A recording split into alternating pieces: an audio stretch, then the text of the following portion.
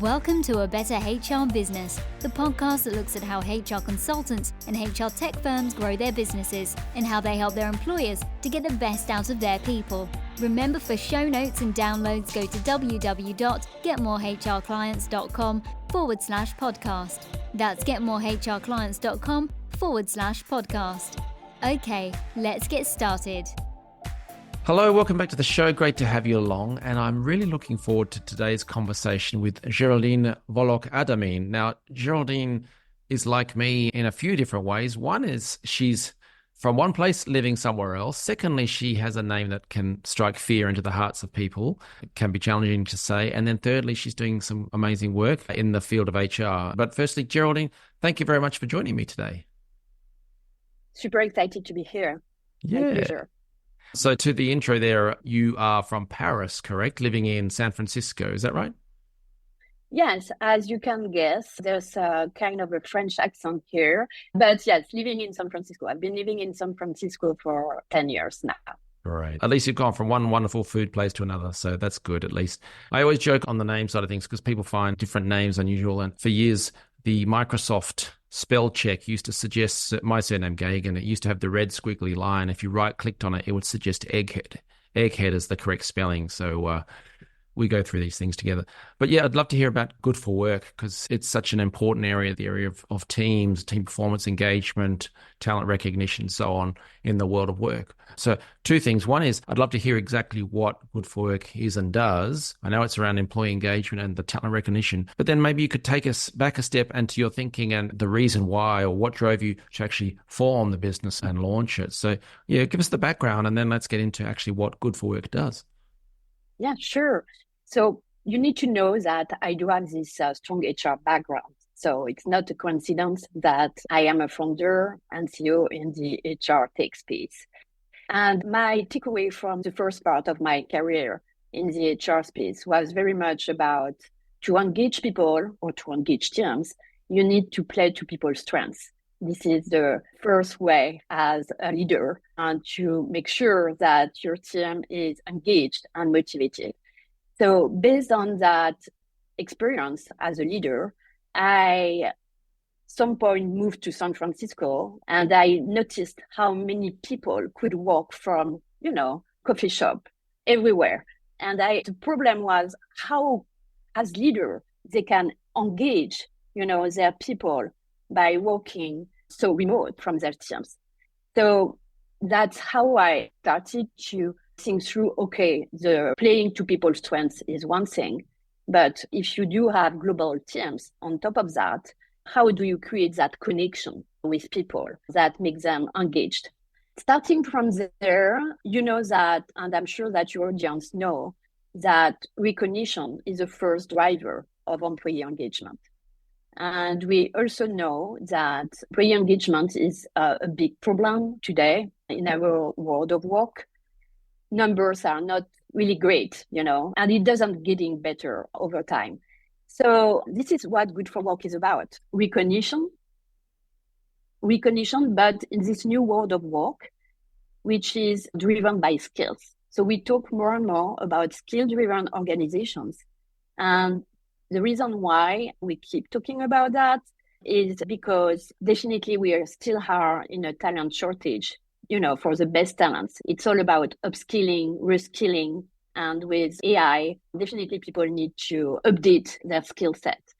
And it's also very important in terms of, for enterprise to be very competitive, to be able to spot which are the skills needed for their customers.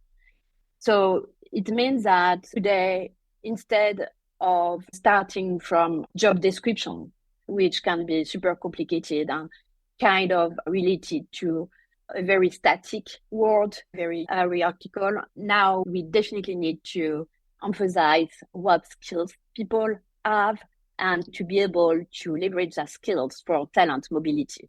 So this is what Good4work is about. So basically, to make it short, we recognize people's skills and soft skills. And we do that in a very classic way with the software integrated with a team communication tool. which is Microsoft Teams or Slack. So we can send a badge for skills or soft skills. And then when we consider that the data is robust enough, meaning that we have removed the biases and that we do have 360-degree approach about people giving recognition, we at some point have a pattern of what the person is really good at and what are the skill set of the person. And then we export that on the blockchain. So this is what we call Web3. It's just a question of new environment, new technologies that we can leverage for talent capability. So in a practical sense, how does it work for someone sitting in their office or at their desk if it's a remote situation? Is it like there's an audit or an assessment done of everyone in the company of certain skills? So what skills are you looking at? And then how do you work out what level of skill each person has? So great question. The value of data in talent management is very much based on being able to capture continuous data. We don't want one-time assessment. That's the same idea of doing a training. As soon as the training is done, how do you make sure that you do leverage what you've learned? So this is exactly what we do with continuous feedback, okay? And continuous positive feedback associated to the badge for skill or soft skill. So when people do send in the flow of work a badge for recognition, explaining who, when, where, and why, and how basically the person made the difference, they need to explain why, It's about capturing that experience at work. And it's basically in the flow of work. So you can do that. You select your badge for skill from your communication tool and you explain why you're giving the badge for the person. So super simple, and it has always been around in HR, not especially for skill, but, positive feedback and continuous feedback is very much something that is important to them. Got it. So when you say badge, you mean like a recognition, a peer-to-peer recognition, so that I can recognize Mary in the finance department for her excellent reporting and stuff that helps me do my job. So that's a sort of a recognition thing. Or does it delve into the skills that go into the tasks? How does that badge system work? Yeah.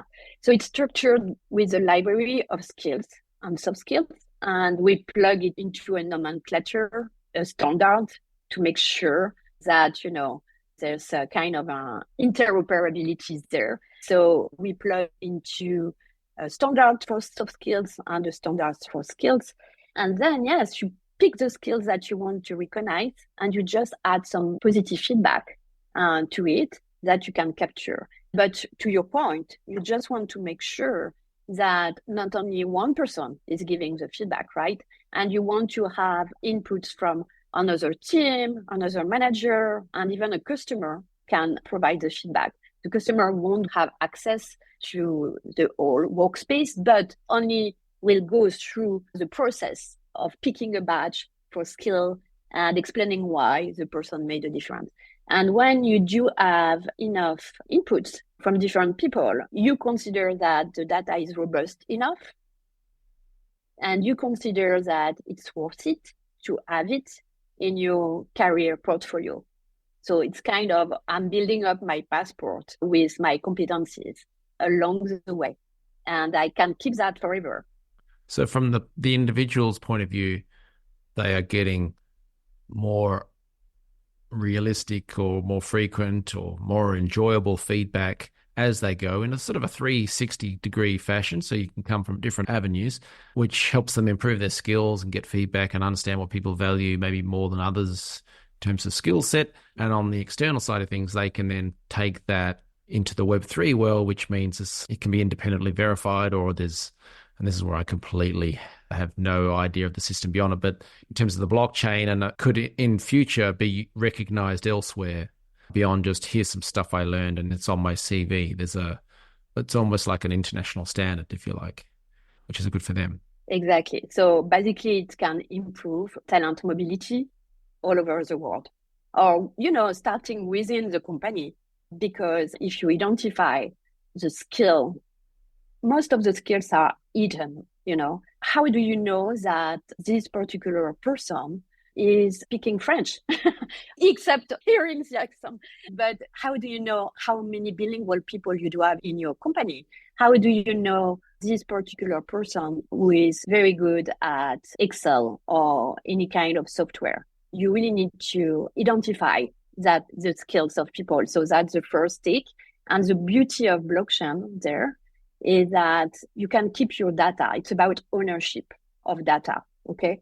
So that means that when you leave the company, you can still own your positive feedback, and you can still leverage that for the next step of your career, for your recruitment process.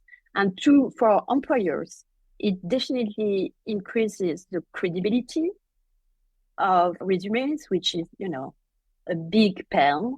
And instead of making some phone calls, trying to find some recommendations, what can be easier than just having all the feedback captured along the way and showcasing that?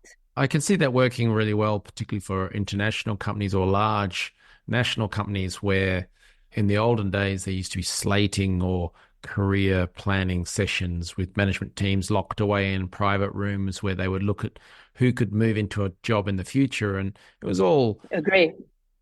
I'm sure it's probably pretty male dominated, and whereas this is very much more flexible. Is it democratic? I don't know. Is that the right word? But where it's data driven as opposed to just a bunch of opinions in a room. So that opens up and unlocks talent. And as you say, there are people with hidden talents, not just languages or certain skill sets, but even the people who are doing customer service or sales roles and things like that, where they don't often get the chance to run a project. In fact, they've done lots of projects, or they've done them externally, or they've done one-off things, which may be recognized through this system. Is that right? Yeah, absolutely. And I really like that you're pointing out that the career process, it's hard to remove biases in the career management process. And this is where HR people can see the value of continuous positive feedback or continuous feedback. So it can help in the end for performance management review. As a manager, as for you, I guess we absolutely need to log everything, not to forget. And yes, it's super important. And we know all the biases in terms of career. So you do have the recency bias, for example. You tend to remember only what happened lately, So imagine you have a top performer, something happened, the performance review is happening like 1 week later. It's dramatic, and it's not fair. And also it doesn't mean that that person couldn't maybe go to another project in another environment.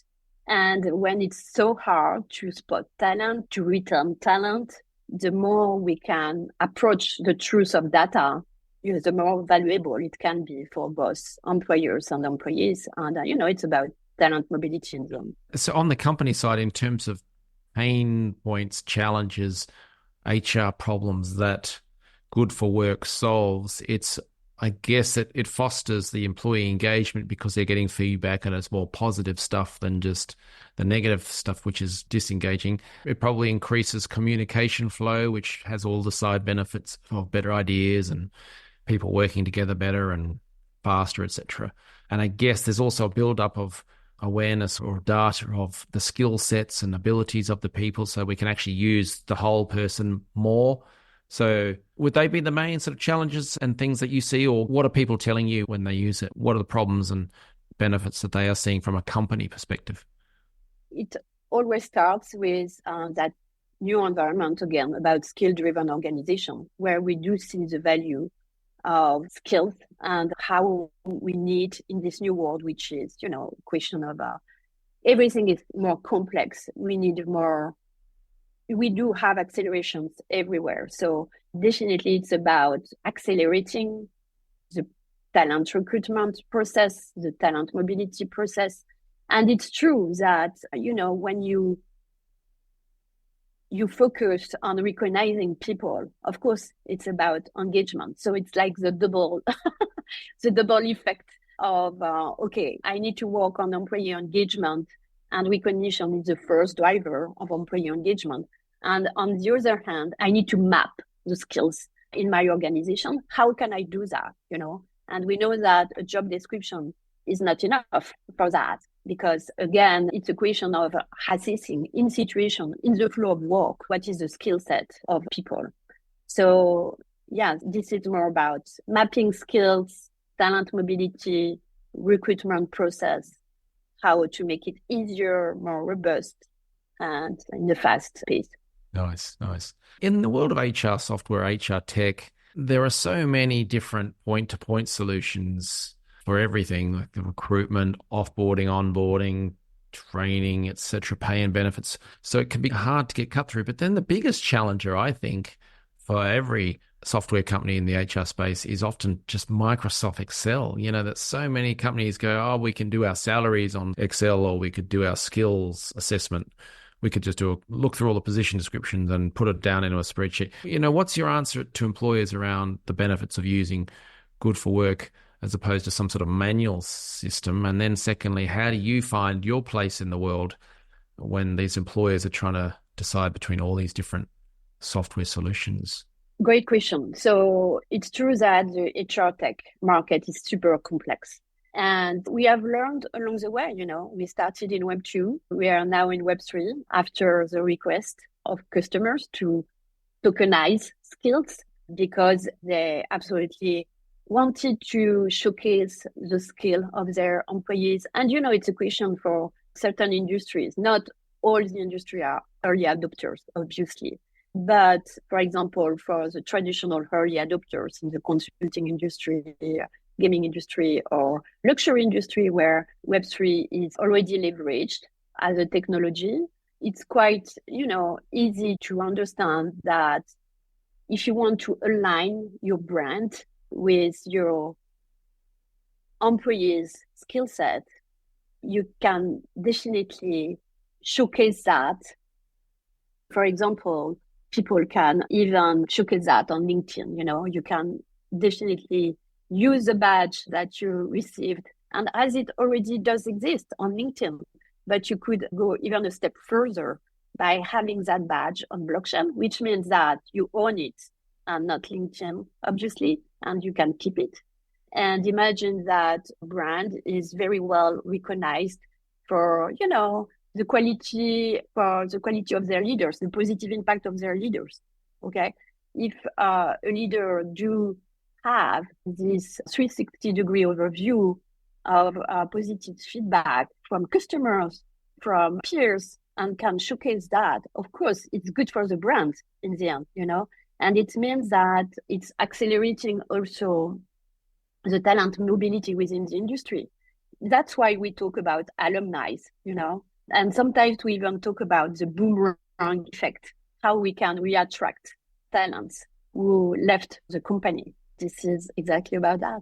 Yeah, very smart. That's also clever. And for people listening, that you've aligned Good4work with a few particular industries. So I think you said consulting, gaming, and the luxury goods sectors, because they're more proactive, I guess. And certainly on the consulting side, I would know more that they want to be on the leading edge of technology and the way that consulting is conducted and so on. So they would be very much into the idea of getting this constant feedback 360, but being able to show it off to potential clients to show that our panel of consultants is what makes us different, because we don't have machinery or perfumes to sell. We have this thing. And so I think that's really clever. And then on the business growth side of things, what are you doing to get the word out there, or what do you plan to do to market and promote Good4work?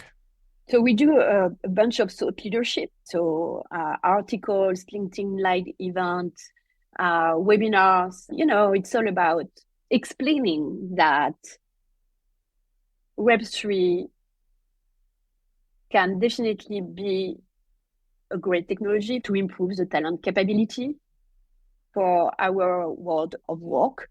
And it's not intuitive, right? We need to explain, we need to educate. People need to understand as well that there are different categories of blockchain. And what we do at Good4work is utility blockchain. So it's more on the side. So it's not tied to financial value. So there's no trading there. There's no casino mindset there. It's very much only about equipping people about career data in the end. So it's all about explaining, that you can leverage a technology only for, what it can bring that is better than our current world. So I like explaining that Web3 is not about a radical change. The goal is absolutely not to replace our current internet by Web3, but more to improve what doesn't work in our current internet of career and how the technology can help for that. So, for example, if there's one thing that people can take away for understanding the value of blockchain in talent capability is about data ownership. Okay. With blockchain, you do own your data, you can keep your data, you can keep your positive feedback, even if you leave your company, which is, of course, very important, especially when you think how complicated can be the recruitment process most of the time. I've heard that we have more and more interviews on top of shilling. Yeah, it's hard work. So I've only got a small brain, right? So the Web3, blockchain, these are topics that are new to many people. For someone like me, I'm going, oh dear, what do I do?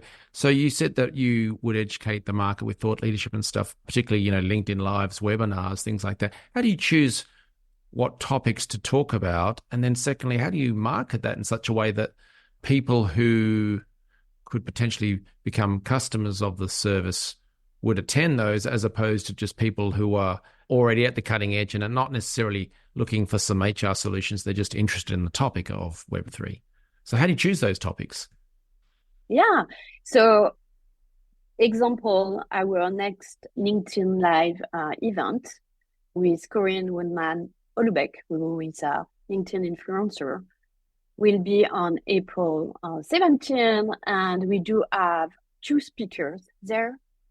One is VP of HR, and is explaining the big picture, the context about skill-driven organization and how critical it can be to map skills and how it can be done. And then we do have an expert, a lawyer, and also a teacher who is the best person to break down the latest of the compliance in Web3, which is very much the kind of topics that HR people like. They want to know what they need to do in terms of compliance, where they are, what the risks are, how to mitigate the risk, etc. And then I'm explaining how we can bridge that compliance on one hand by still innovating and bringing on the table some innovations that can, help for the talent capability. Have you looked at any other methods and what has worked or has not worked, or any lessons along the way? Definitely, I think you need to know your audience. It's like writing an article, okay? It's the same thing. At the beginning, I was thinking, okay, in terms of value to bring to the audience, what is it possible to do? And I realized that most of the time, especially because I do have an HR background, putting myself in the shoes of HR people, imagining what I like learning, what is important to me is the best approach always. It's the same thing about writing. The best, writers actually do write something they would like to read, not something that they imagine would please to their readers. It's all about enjoying as well the journey and sharing the passion and what you like doing. So I think there's something there, which you do, Ben. Try to. So yeah, what does the future hold for Good4work? What's the plan in the next phase of growth? Yeah, so big plan in terms of, having even more customers in the consulting industry and gaming and luxury. Definitely about helping our customers, enterprise customers, to align their talent capability with the strategy. And for Good4work, yes, we are already global. So with a team in San Francisco and a team in Paris. And so keep growing at the global level and provide value and helping our customers align their strategy with their talents. Excellent. I love it. So this is great. It's obviously going to have a big impact on employee engagement. So if people want to learn more, perhaps become a customer or be able to refer and partner up with Good4work, what should they do next? Yeah, so LinkedIn is the best place to reach out to me. Easy to find, I'm the only one with that name. And also follow the page on LinkedIn, the Good4work page, where we do all the announcements about the future events if people want to learn and do have a curious mindset. We are happy to explain, to educate again. So if HR people only come with a curious mind, I'm happy to have a call with them to explain how blockchain can help in the future and in a safe way. So yeah, if you're listening to this on the go, check the show notes. We'll have the links to the website and to the LinkedIn page. But the website is Good4work with a number 4, so good4work.com. But otherwise, Geraldine, it's been wonderful talking to you, and I wish you all the best with Good4work. It's amazing work you're doing, and keep going with it. Yeah, thank you so much, Ben. Thanks for joining us today on A Better HR Business, the podcast that explores the world of HR consulting and HR tech businesses. For show notes and downloads, go to www.getmorehrclients.com/podcast. That's getmorehrclients.com/podcast. Remember to subscribe and share the show with any friends who are busy growing a HR business. Thanks, and see you next time.